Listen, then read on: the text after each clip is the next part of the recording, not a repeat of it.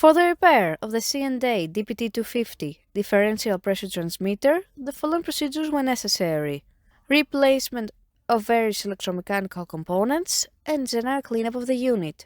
For testing, we add a pneumatic power supply, a water column in order to see the pneumatic input signal, and a pressure gauge for the output.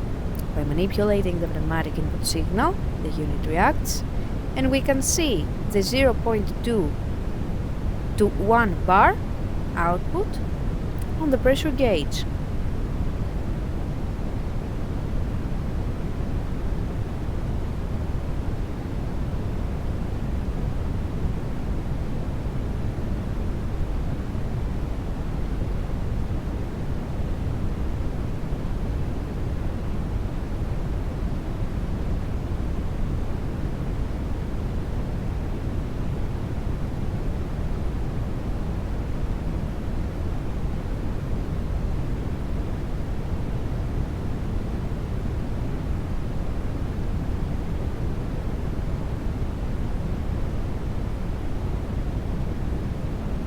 It is now clear that the transmitter is working successfully and is ready to be delivered to the customer.